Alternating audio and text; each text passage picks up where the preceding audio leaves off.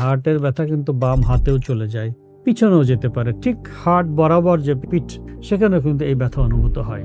তো সুতরাং শুধুমাত্র হার্টের ব্যথা কি সবসময় বাম পাশে হয়? এটা কিন্তু আমাদের রোগীদের একটা কমন প্রশ্ন, এবং আমরা সবাই জানি যে হার্ট বাম পাশে থাকে, কিন্তু বিষয়টা হলো হার্ট কিন্তু টোটালটা বাম পাশে থাকে না, আপনার সেন্ট্রাল থেকে বামের দিকে হার্ট থাকে।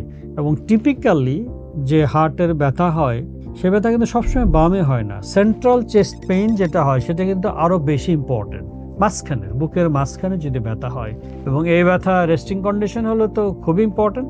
হাঁটার পরে যদি বুকের মাঝখানে আসে, এই ব্যথা যদি গলার দিকে চলে যায় এবং নিচের যে জ, যেটাকে আমরা মাড়ি বলতে পারি, নিচের জ পর্যন্ত যায়, এটা কিন্তু হার্টের খুবই উল্লেখযোগ্য ব্যথা বা খুব ইম্পর্টেন্ট লক্ষণ আমরা বলতে পারি। আর একটা হচ্ছে যে বামে তো হতেই পারে, তবে বাম দিয়ে সেন্ট্রালে বেশি আসে টিপিক্যালি হার্টের, এটা বাম হাতে রেডিয়েশন করতে পারে, এ পর্যন্ত করতে পারে, হাতেও করতে পারে হার্টের ব্যথা। এটা নার্ভের ডিস্ট্রিবিউশনের জন্য হার্টের ব্যথা কিন্তু বাম হাতেও চলে যায়, পিছনেও যেতে পারে, ঠিক হার্ট বরাবর যে পিঠ সেখানেও কিন্তু এই ব্যথা অনুভূত হয়। তো সুতরাং শুধুমাত্র আমার বুকের ব্যথা মাঝখানে হচ্ছে, আমার কিন্তু বামে হয়নি, সুতরাং এটা হার্টের ব্যথা না, এই ভুল ধারণাটা ভাঙার জন্য কিন্তু ভিডিও।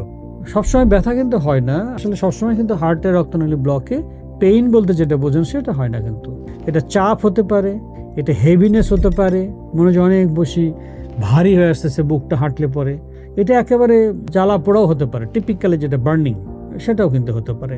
আবার অনেক সময় এটা হয় না, এটা কিন্তু বুক ধরপড় করতে পারে। সুতরাং ব্যথার কতগুলি যে ভ্যারিয়েশন যেটা আমি বললাম সেটা হতে পারে।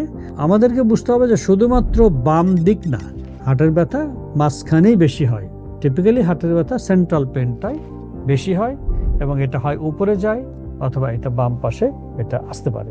ধন্যবাদ। হেলথ স্টোরি, স্বাস্থ্য টিপস পেতে আমাদের সাথেই থাকুন।